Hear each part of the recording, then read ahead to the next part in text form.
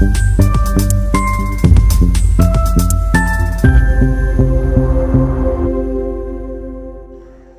দর্পণ বিনোদন সবার জন্য। আমরা সমাগত দর্শক মণ্ডলীকে জানাচ্ছি নতুন বছরের শুভেচ্ছা, ভালোবাসা আর অনেক কিছু। তো আমরা মডার্ন মাইন্ড সেন্টারের তরফ থেকে আজকে একটা যে সবাই মিলে একসঙ্গে হয়েছি, সেটার একটা কারণ হলো যে আমরা আমাদের অনেক দিনের স্বপ্ন, আমাদের বই একটা লেখা হবে, সেই বই অনুযায়ী সবাই শিখবে, জানবে, মূকাভিনয় বিষয়টাকে নিয়ে আরো চর্চা হবে, এই ইচ্ছাতে আমরা আজকে সমবেত হয়েছি। তো আমাদের মধ্যে আজকে আছেন শ্রী সমীর স্বপন ঘোষ মহাশয়, শ্রী ঋষি রঞ্জন চক্রবর্তী মহাশয়, শ্রী সন্দীপ দে মহাশয়, শ্রী তরুণ প্রধান মহাশয় এবং শ্রী তনুময় রয় মহাশয়। তো আমরা এই কজন সুধী আমাদের কি বলবো অতিথিদের নিয়ে আজকে অনুষ্ঠানটা শুরু করব। প্রথমে বলে নিই যে আমরা মডার্ন মাইন্ড সেন্টারের তরফ থেকে এবং আমার ব্যক্তিগত জীবনের জায়গা থেকে আমি বলছি যে আমরা যে এই যে গত 35 বছর ধরে পেশাদার মঞ্চে অনুষ্ঠান করে আসছি মূকাভিনয় নিয়ে। এবার নাচ, গান, আবৃত্তি, নাটক, সিনেমা, আরও অনেক কিছু সুকুমার বৃত্তি প্রকাশের যে ধারাগুলো রয়েছে, যে রাস্তাতে আমরা চলি সাংস্কৃতিক জগতের সাথে, যেখানে আমাদের মেলবন্ধন হয়, তার মধ্যে মূকাভিনয় যেন একটুখানি ব্রাত্য, যেন একটু সরে থাকা জিনিস। তো এর প্রচলন খুবই কম। বিদেশে যদিও প্রচুর পরিমাণে এই বিষয় নিয়ে আলোচনা, অভিনয়, ওয়ার্কশপ, সবসময় ওটা একটা খুব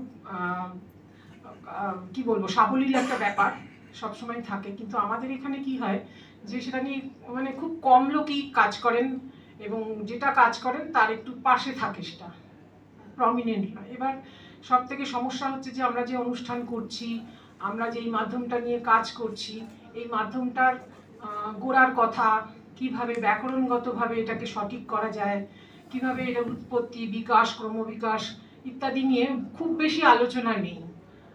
বিদেশি বই থেকে বা জার্মান বা ফ্রান্সের কোনো বই থেকে বা মার্শাল মার্শের বই বা আরও যত শিল্পীদের বই আছে, সেগুলোর খুব একটা অ্যাভেলেবেলও নয়, মানে আমরা পাই না, আমাদের লাইব্রেরিতে অনেক সময় থাকে না, বা আমরা শুনেছি হয়তো কিন্তু জন্মচক্ষে দেখি না।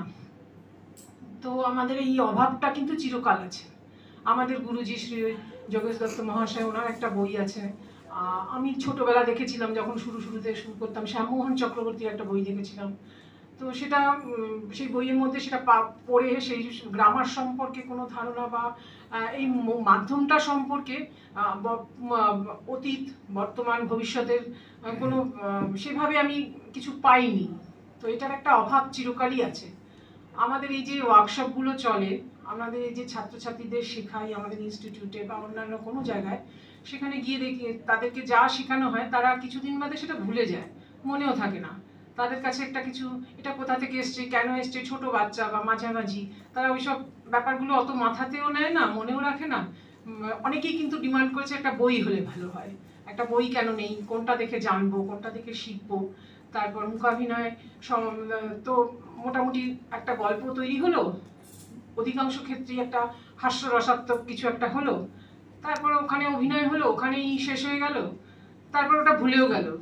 আবার যখন করাতে যাওয়া হয় নতুন করে করা হয়। যে কম্পোজিশনগুলোর জন্য যেমন আমরা নাটকের স্ক্রিপ্ট লিখি, একটা গল্প থেকে আমরা সেটাকে স্ক্রিপ্ট হিসেবে বার করি, নাট্য রূপ দিই যে গল্পকে, তারপর সেটা অভিনয় হয়, তখন সেটা অভিনেতা অভিনেত্রীদের দ্বারা অভিনয়ের পরে সেটা সমৃদ্ধ হয় এবং পূর্ণাঙ্গ নাটক রূপে আমরা দেখতে পাই, কিংবা সিনেমা রূপে দেখতে পাই, যাই করি।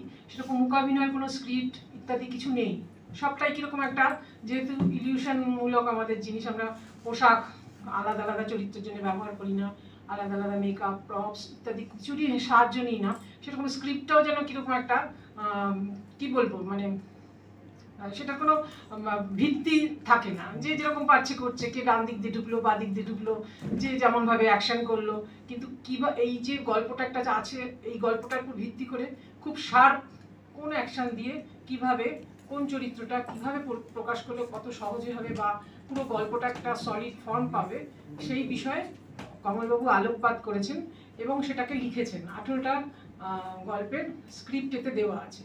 আর এছাড়াও মূকাভিনয় সম্পর্কে যেটুকু যা আমাদের জ্ঞান আছে, মানে কমলবাবু যেটুকু যা করেছেন তার জীবনের অভিজ্ঞতা থেকে, সেটাকে নিয়ে উনি একটা কাগজে কলমে তুলে ধরেছেন। এটা ওনার অনেক দিনের স্বপ্ন, বহু বছর থেকে শুনে আসছি আমাদের বই হচ্ছে বই হচ্ছে। তো যাই হোক, এতদিনে সেই কাজটা সম্পন্ন হয়েছে। জানি না, এটা তো শেষ নয়, কারণ সব কাজেরই একটা সীমাবদ্ধতা থাকে, অসম্পূর্ণতা থাকে। সেই জায়গা থেকে আরও এগিয়ে যাওয়া হবে, আরও পরে আরও আরও বই এবং মূকাভিনয়ের আরও অন্যান্য দিক নিয়ে আলোচনা হবে, কাজ হবে। তো আপাতত আমরা এই আমাদের যে সম্মানিত অতিথিদের আমরা সঙ্গে পেয়েছি, তাদের হাত দিয়ে আজকের এই বইটি উদ্বোধন করছি। হ্যাঁ, স্বপন ঘোষ মহাশয় আসুন। শ্রী ঋষি রঞ্জন, ওই জন্য আমি বলছি অসুস্থ, আসতে পারেন। আচ্ছা, ঋষি রঞ্জন চক্রবর্তী মহাশয়। আচ্ছা, নীতিশ রঞ্জন, বাবা চশমা চেপে দিয়েও কি অবস্থা। সন্দীপ দেব মহাশয়, তরুণ প্রধান মহাশয়, শ্রী তরুণময় মহাশয়, চলে আসুন।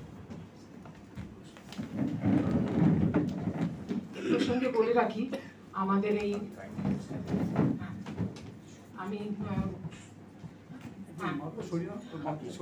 আমি বলে রাখছি যে আমাদের এই যে কর্মযোগ্য হয়েছে, আমরা যে বইটা বার করতে পারছি, তার জন্য আমরা আন্তরিক প্রকাশনীর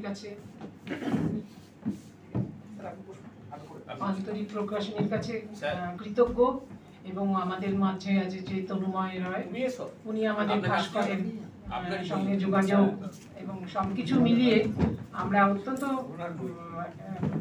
কৃতজ্ঞ ওনাদের কাছে যে একদম অন্যরকম একটা বিষয়ের বই বার করা, প্রকাশ করার সাহস ওনারা দেখিয়েছেন এবং সর্বতোভাবে আমাদের সাথে সহযোগিতা করে পূর্ণাঙ্গ একটা বই আমাদের উপহার দিতে পেরেছেন। আমি ওনাকে একটু ডেকে নিচ্ছি মঞ্চে, কমল নস্কর মহাশয়কে। উনি কিছু বলবেন ওনার বই সম্পর্কে, একটু শুনুন। মূকাভিনয়ের উপরে